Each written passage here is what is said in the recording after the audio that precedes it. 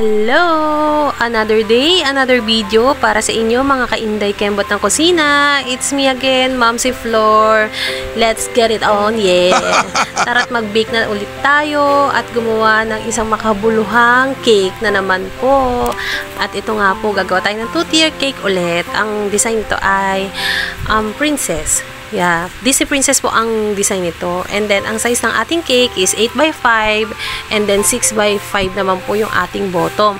Lagi naman pong ganito yung size ko sa mga 2-tier cake kasi, kumbaga para sa akin, ito yung standard size talaga for me sa mga gawa ko. Depende kina customer kung gusto pa nilang taasan or palakihan. Pero mostly ganito lang talaga yung size na aking ginagawa. Kasi sa tingin ko, ito yung standard. Saka hindi gaanong kalakihan, hindi masyadong maliit. Actually, malaki na nga ito eh. Hindi, kasi dati, ang size na ino-offer ko lang is 8x3 and then 6x3. So, para sa akin, medyo parang napupunggo ka na kung tignan. So, nag-adjust ako ng size. So, kaya 8x5 at 6x3 na po yung ating size na ginagawa. Naglagay ako ng dowel sa pinakagitna ng ating first tier dahil ito yung magsisilbing pundasyon ng ating cake. Kapag mga 2-tier yan, hindi pwedeng wala dahil pwedeng tendency niyan ay mag-crack kapag mabigat yung ating cake sa ibabaw at pwedeng, yun nga, mabiyak-biyak yung ating cake habang nasa biyahe. So, kapag wala niyan, hindi ubra, hindi matibay ang ating cake. So, ayan po. Dati-rate, 5 lang po, isa sa gitna, 4 na nasa palibot, pero ngayon nagdadagdag ako kasi para to make sure na mas matibay. And then, ayan, tsaran! Naipatong ko na po yung ating second tier. Ayan, OA ng baker nyo eh, no? Nagpupupukpuk po tayo dyan na parang ala karpintero. Ayan, yan po yung reality namin, mga home baker. Ayan, naglalagay po ako ng another dowel. Hindi po siya barbecue sticks ha, mas malaki po yan. Dowel na po yan.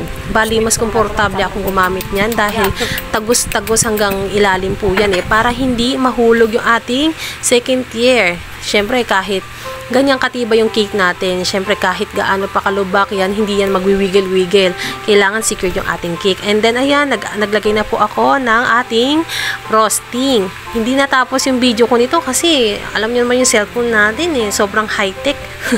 Kulang na kulang sa, sa memory, kaya pagpapasensyahan nyo na kung putol-putol yung aking video. At least eh, nakakagawa naman tayo ng makabuluhang,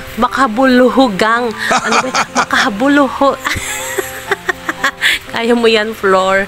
Makabuluhang video for today's para sa inyo, mga munamahal ko mga inday kembot ng kusina dyan. So, ayan, naglagay na nga ako ng icing sa ating cake. Mabilis lang naman tong video natin kasi bukod sa pinas-forward ko na nga, putol-putol pa yung video kasi nga dahil sa, ayun, nakakapanghinayang man, gusto ko man sa inyo ipakita lahat yung aking gawain dito, eh hindi nga uubra dahil maliit lang yung memory ng aking phone, napupuno siya, kaya hindi nasisave yung ibang video. So, ayan, papasilip ko na lang sa inyo yung iba pang detalye ng aking paggawa dito sa cake. And then, ayan po, maglagay na tayo ng perlas sa silanganan, alab ng puso. Ayan. Nagkulay lang po ako ng yellow muna sa ating fondant. Saka natin lalagyan itong ating gold luster. Nilagyan ko lang po yan ng gin para malasing yung kakain. Joke lang. Gin talaga yung nilalagay kasi mas mabilis siyang mag-set. At saka madali siyang gamitin. Pwede rin namang oil, kaya lang mas preferred ko talaga ang gin. Hindi naman po nakakalasing yan. Kumbaga, nag-evaporate din naman yung pagka-alcohol nung gin natin dyan. Eh, talagang gumagamit naman po talaga ang mga baker ng ganyan. Vodka pa nga eh.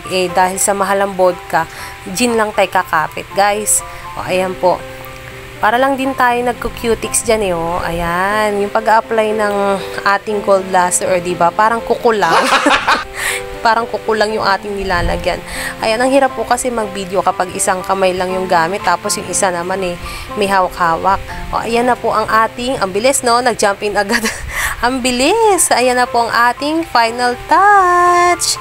Ayan po ang ating natapos na cake at sobrang thankful din, natuwa si customer, talaga namang napawaw si customer sa ating gawa. Ayan po yung mga flowers na yan, wala talaga akong nakahandang pink na color, pero ang ginawa ng lola nyo, ang inday ng Kembot Kusina, ay nag-spray na lang po ako ng color pink sa mga white flowers. Ayan, ganyan na lang din po gawin nyo sa mga baker natin na baguhan na nanonood, kung meron man, yun po yung mga technique na kaysa bumili pa kayo kung may white flower naman kayo, ayan, isprayan nyo.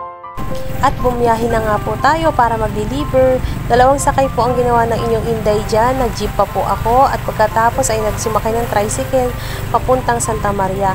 Halos mga nasa 40 minutes po ang aking biyahe. Kaya kitang-kita nyo naman na matibay ang ating cake. Kaya ayun po, follow nyo na lang po ako for more videos at soon to be vlogger